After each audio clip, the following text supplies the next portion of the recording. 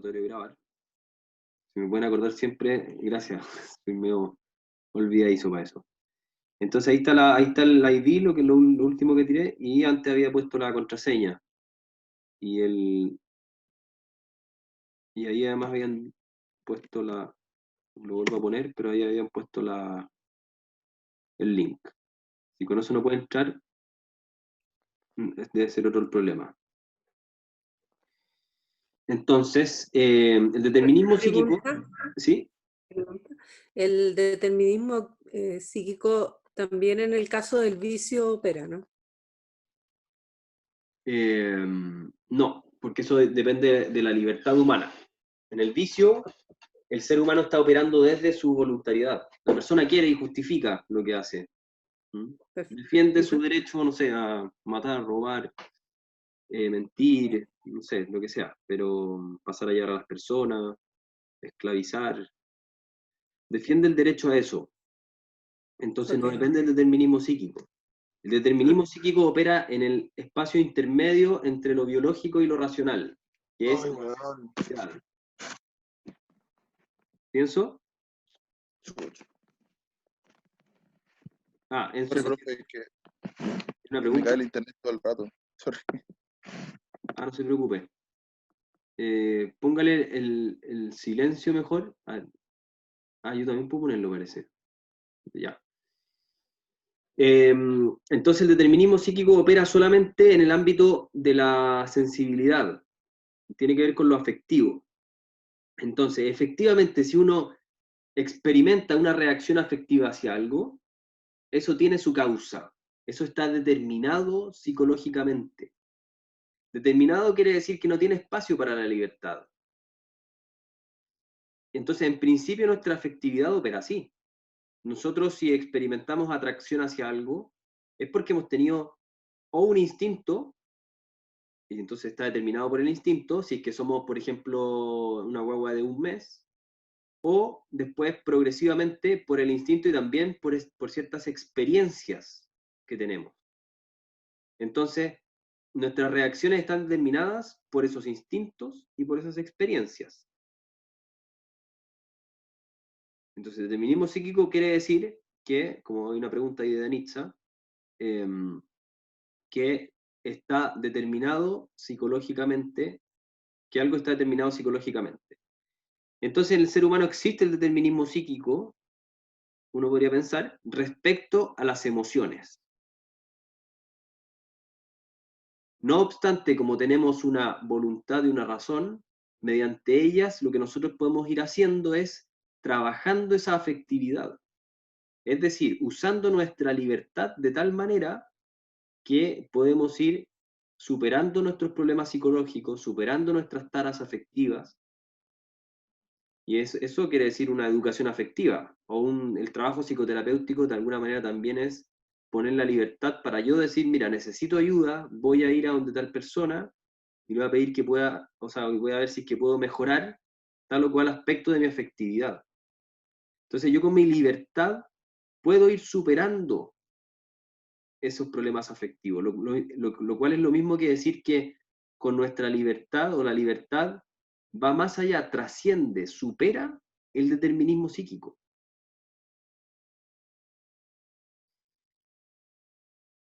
Pero no por eso el concepto de determinismo psíquico pierde su valor.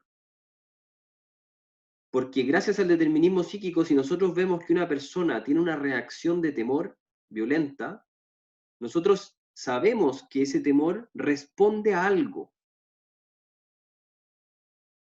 Responde a algo, tiene una historia.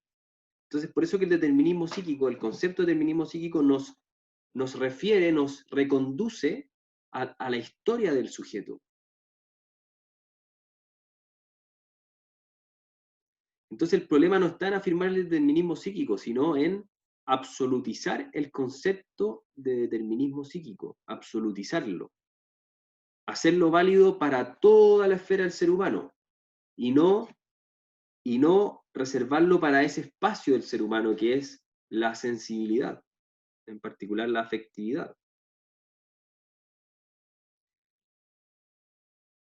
Freud pensaba lo mismo de la libertad. Freud no creía en la libertad. De ahí que Freud de alguna manera absolutizó el concepto de determinismo psíquico. Hay algunos textos, por ahí tengo algunos, que ahora se los podría haber tenido, pero no tengo, pero que algunos textos en los que Freud claramente niega la libertad humana. Dice que es una ilusión, que nosotros tenemos la ilusión de decidir. Lo cual, si uno es bien riguroso con eso, y uno afirmara eso con toda certeza, sería absolutamente contradictorio con todo lo que es la cultura humana. Porque si es que no existe la libertad humana, tampoco existirían ni premios, ni castigos, ni juicios, ni culpabilidades, ni, ¿se fijan? O sea, ni justicia, nada de eso. Más bien todos seríamos esclavos de unas pulsiones inconscientes. Yo creo que la absolutización de Freud del determinismo psíquico también responde a lo que probablemente era su experiencia con los pacientes y probablemente también consigo mismo, en el sentido de experimentar lo mismo que decíamos antes, que el yo no es amo en su propia casa. Entonces, de alguna manera, él va viendo que toda la conducta siempre está mediada y explicada desde las pulsiones inconscientes o las motivaciones inconscientes. Pero vale la pena rescatar el concepto, a mí me interesa quedarme con eso también. Vale la pena rescatarlo, para la terapia es útil. En la medida que nos permite pensar que siempre las reacciones afectivas hay que buscar su historia y su causa. Y esto de alguna manera nos va llevando a otro tema, que es el cuarto punto, que es la pulsión, un análisis económico de la pulsión. ¿Recuerdan que en un momento del texto Freud habla de la economía psíquica, el concepto de economía psíquica, que hasta donde entiendo, hasta donde he leído también, no he visto en otro autor previo a Freud que utilice o que desarrolle el concepto de economía psíquica. Por lo tanto, no importa si es el primero o no, pero es de los que más, de los primeros y de los que más la desarrolló el concepto de economía psíquica. ¿Qué quiere decir este concepto? Lo económico siempre es un análisis como de recursos en orden a fines. Piensen ustedes en la economía como ciencia, analiza que los bienes son escasos, las necesidades son infinitas, o los bienes son limitados. Entonces, de alguna manera, la economía va estudiando cómo hacer un uso conveniente, eficaz, eficiente de los recursos, siendo que son limitados. O la economía del hogar, uno dice, mira, tengo este presupuesto que es limitado, tengo estas necesidades, entonces uno va viendo cómo ir gastando la plata adecuadamente para que alcance. Entonces, fíjense, pero si uno lo abstrae eso, siempre es el estudio de ciertos recursos que son limitados, pero ciertos recursos en orden a fines. Entonces, cuando Freud habla de economía psíquica, lo que está diciendo es que en el ser humano pasa algo semejante, que tenemos ciertos recursos que son limitados y que hay ciertos fines. Entonces, bajo el concepto de economía psíquica, Freud sobre todo va estudiando cómo el trauma, por ejemplo, vence los recursos del sujeto e instala ciertos fines.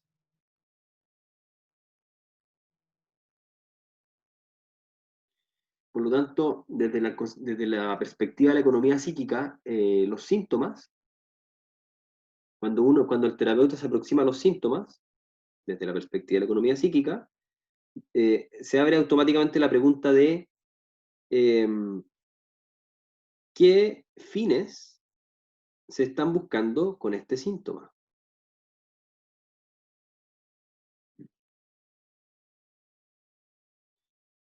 ¿Qué se está buscando con este síntoma? Freud tiene una frase por ahí, déjenme buscarla.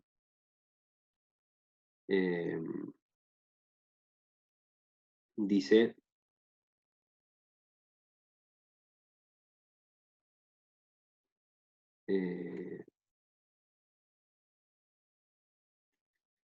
¿dónde está?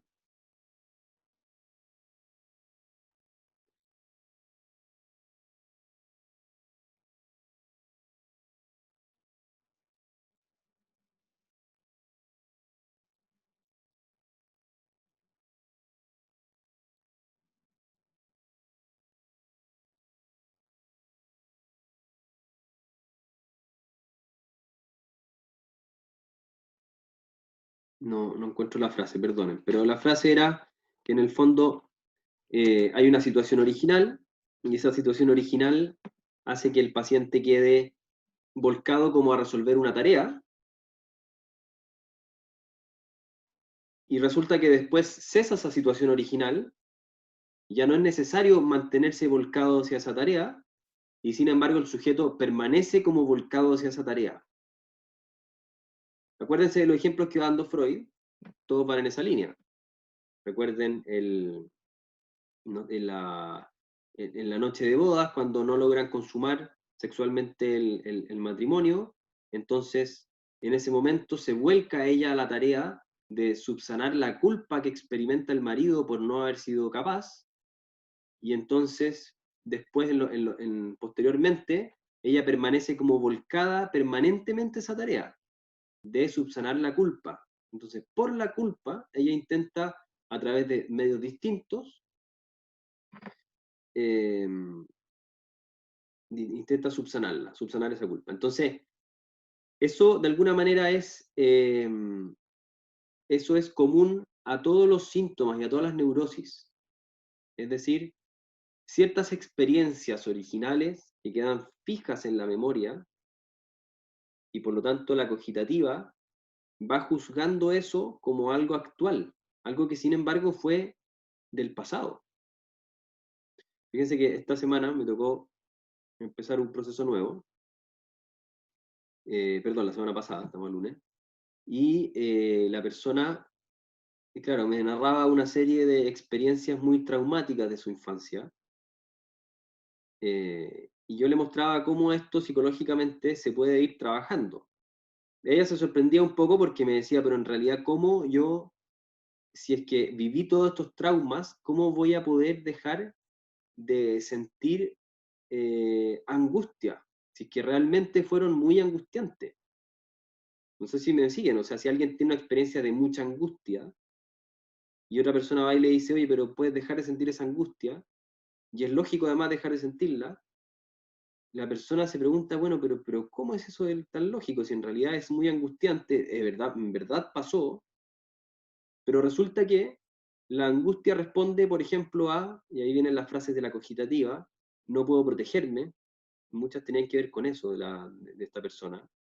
Esta es una mujer de 55 años, por decir algo, 50, 53 creo que tiene, y esto pasó a los 5 años, toda esta experiencia tan traumática, especialmente con su mamá y con su hermana, que la encerraba en una pieza chiquitita.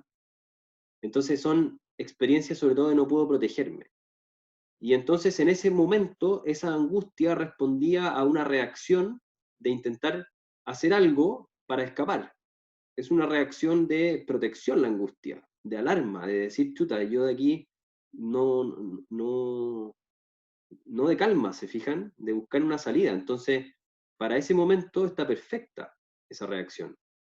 Sin embargo, seguir experimentando esa alarma a los 55 años quiere decir que algo quedó fijo y que es irracional. Ella podría perfectamente apoyarse en decir, fue hace 50 años, y ella ahora tiene una vida normal, vive bien, tranquila, tiene su familia, pero permanentemente está volcada hacia tareas, hacia hacer cosas, hacia estar preocupada permanentemente, que a las amenazas, vive como súper intranquila. Entonces tiene como tiene una especie de TAC, de trastorno de ansiedad generalizada.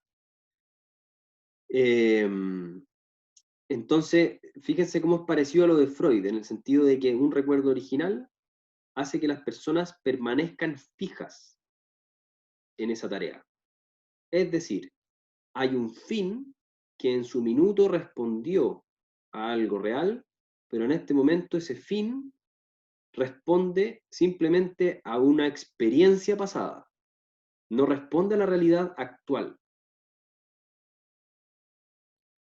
Y entonces al hacer este análisis estamos en la perspectiva de la economía psíquica, es decir, desde la perspectiva de economía psíquica, los recursos de esta persona se están enfocando en determinado fin, un fin que no es realista en la actualidad, un fin desordenado. ¿Mm? Entonces la economía psíquica lo que hace es analizar si esos recursos, entonces analiza esto de la perspectiva de los recursos y los fines.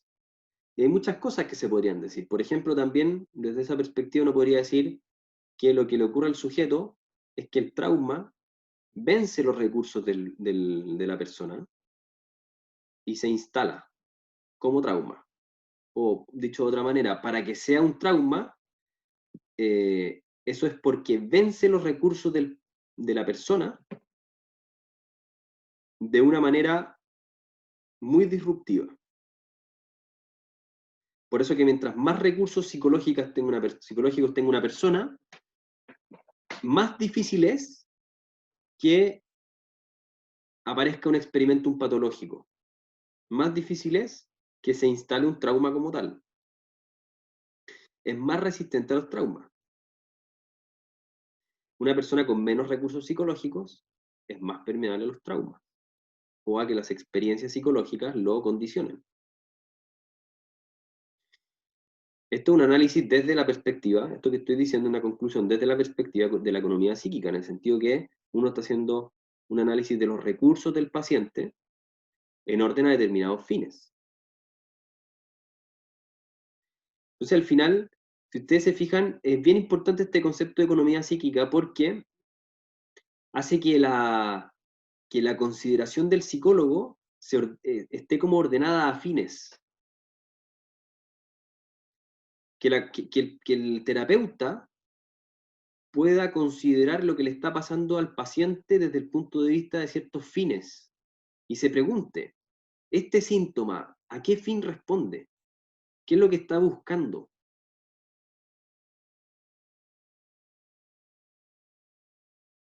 ¿Mm?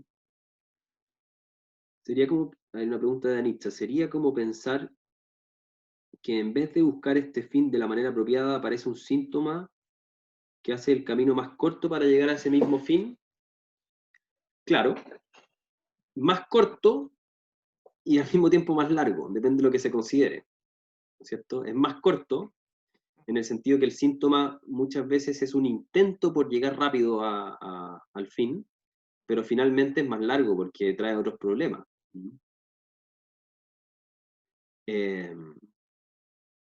¿Se va entendiendo el concepto de determinismo psíquico? A ver, denme un feedback porque entiendo que este concepto a veces es medio, no es tan fácil.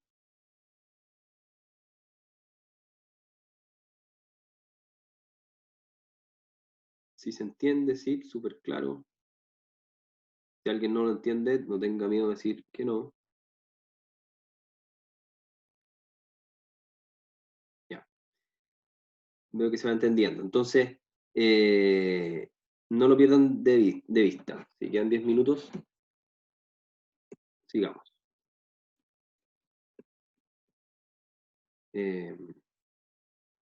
Vamos con el quinto punto, que es la terapia psicoanalítica, hacer consciente lo inconsciente. Vamos bien en los tiempos en todo caso.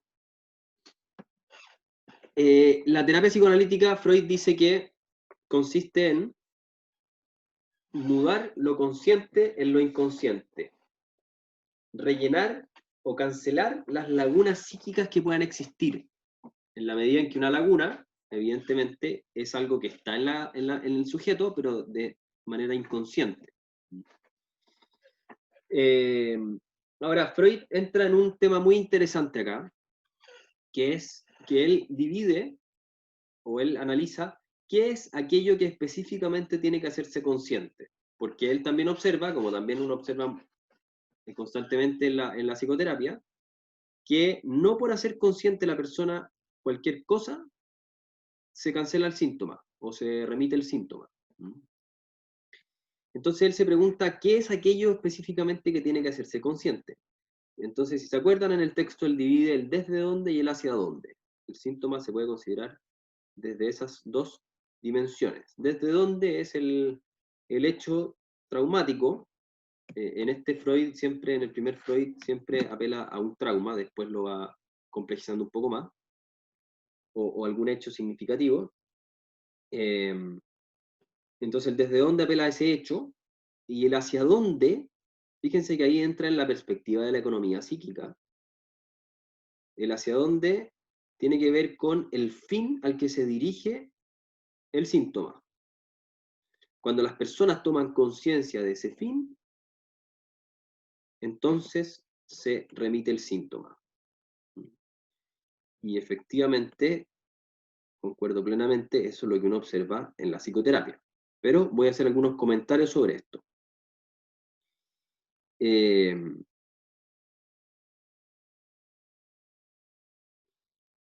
No basta, o sea, yo incluso aquí podríamos, si ustedes lo van abriendo como en un esquema, aquí me está avisando Zoom que quedan 10 minutos. En un esquema, no uno puede pensar hacia arriba una flecha, ¿desde dónde? Y abajo, ¿hacia dónde? El síntoma, ¿desde dónde? ¿Hacia dónde? Dentro del hacia dónde uno lo puede dividir también en dos. Una cosa es una consideración más bien racional del hacia dónde, y otra es una consideración más bien sensible del hacia dónde. Entonces lo que nos interesa acá a nosotros, para poder remitir el síntoma y la neurosis, finalmente es una captación sensible del hacia dónde, una captación sensible del fin. De lo contrario, tampoco se cancela el síntoma. ¿Qué quiere decir esto? Que si yo le explico a una persona, e incluso si yo le explico el hacia dónde, no solamente el desde dónde, sino el hacia dónde del síntoma, y le muestro cómo determinado recuerdo influyó. De hecho, yo lo hice con esta paciente que le estoy contando ahora, lo hicimos. Yo le expliqué cómo esos recuerdos implicaban una tendencia hacia la protección, que es lo que seguía repitiendo hasta hoy día. Y a ella le hizo mucho sentido. Si uno lo explica bien, con ejemplos, compara el presente con el pasado y va viendo que efectivamente hay una reacción que es común, la persona le hace sentido. Y ahí entonces está captando el hacia dónde. Está captando que lo que le pasa hoy día es un intento por subsanar aquello que intentó subsanar hace tanto tiempo. Es un intento de la cogitativa, es una búsqueda por protegerse en ese caso, por encontrar seguridad. Pero eso es una consideración más bien racional. ¿Para qué sirve? Tiene su utilidad, sirve para que la persona pueda entender un poco más, alcanzar cierta comprensión de su conducta, pero alcanzando la comprensión de su conducta, todavía no logra cancelar el síntoma. Lo que se necesita es entrar, y aquí vienen las distintas técnicas, necesita entrar con determinada técnica hacia poder verse en el pasado, y en la medida que se está viendo en los hechos originales, poder descubrir que en ese hecho lo que está intentando es protegerse. Y al mismo tiempo hacer una comparación con la actualidad, viéndose en la actualidad cómo está intentando también protegerse. ¿Qué significa ese verse? Que lo que uno tiene que hacer es no una consideración intelectual que se basa en razones y en la lógica, se basa en imágenes. Acuérdense que la cogitativa y el apetito sensitivo tiene por materia imágenes. Ahí pregunta Roberto Vergara si es que sería como revivir sensiblemente el síntoma. Totalmente. Por eso que Freud partió, de hecho, acuérdense la observación original de Freud, la catarsis, la abreacción. Porque lo que está sucediendo cuando alguien tiene una catarsis no es una consideración racional de lo que pasó, es un ver lo que pasó, es abrir de alguna manera la herida, es entrar con la sensibilidad en el recuerdo. ¿Y por qué? Porque la lógica es probable. La lógica no dice necesariamente que las cosas sean así. Por cómo estamos constituidos nosotros, necesitamos de alguna manera ver las cosas, tener experiencia de las cosas. Es como cuando alguien dice, si no lo veo, no lo creo. Y cuando lo ve, lo cree, ¿no es cierto? Ver para creer. Dichos que están flotando por ahí en el ambiente, que tienen que ver con esto, con que nosotros, como que los fantasmas, la imaginación tiene por objeto el fantasma. El fantasma actúa como certificación de la realidad. La realidad en cuanto tal es captada por la razón, pero los fantasmas son como la certificación de la realidad. Es como un sello que dice esto es real. De manera que cuando nosotros vemos un hecho traumático, por ejemplo, volviendo a él, considerándolo en su como situación original, y nosotros podemos ver en ese minuto, nos podemos ver experimentando miedo, no solo como un recuerdo, por eso es que está bueno lo que dice Roberto, porque es revivir sensiblemente el síntoma. No basta con decir, sí, me acuerdo que sentí miedo. Es volver a entrar en la situación y volver a hacer el juicio de la cogitativa, de temor, por ejemplo, de un mal futuro difícil de enfrentar. Imagínense a este ejemplo que le estoy poniendo a la paciente que está encerrada en una pieza chica. Con ella todavía no ha empezado el MDR, pero vamos a hacerlo. En todo caso, siempre es igual. Entonces entramos en la pieza y puede empezar a experimentar lo que era estar atrapada en esa pieza. Por lo tanto, está haciendo un juicio de la cogitativa de un mal futuro difícil de enfrentar, y por lo tanto experimenta temor. En ese sentido, uno entra sensiblemente y a partir de ahí hace espontáneamente la comparación con el presente. A veces ni siquiera es necesaria la comparación con el presente, y entonces, ¡pum!, de repente la emoción baja. ¿Y por qué bajó? Porque estando en esa situación, y al mismo tiempo estando en la situación de la consulta acá en el presente, se da cuenta que es irracional, que no es proporcionada, que ya fue. Empiezan a venir otras imágenes. En el MDR por lo menos funciona así, pero también con cualquier técnica que ustedes ocupen, el proceso psíquico es el mismo. Sería como desvestir ese fantasma. A ver, no sé si se puede aclarar mejor qué entiende por desvestir ese fantasma. Entonces, bueno, eso es lo que yo creo que es lo principal que hay que darse cuenta y que hay que rescatar de Freud, en el sentido que él logró captar que también que se puede superar un conflicto psíquico, se puede superar un síntoma, que tiene que ver con hacer consciente algo, sí, tiene que ver con, tiene que ver también, por lo menos en sus consideraciones originales, con una cierta abreacción, aunque no siempre es con tanta catarsis, no siempre ocurre así. Un comentario con ¿Sí? respecto a desvestir el fantasma. Freud hablaba de que había una investidura Ah, que le otorgaba, a eso me refería, ya, era entonces como sacar esa investidura. sería desinvestir. Sí. Claro, no desvestirlo, sería desinvestirlo. Sí, Ujú. efectivamente, cuando la persona baja ese afecto que yo digo, cuando baja, se desinviste un fantasma. O sea, se desinviste quiere decir que se le quita energía psíquica. Se le quita.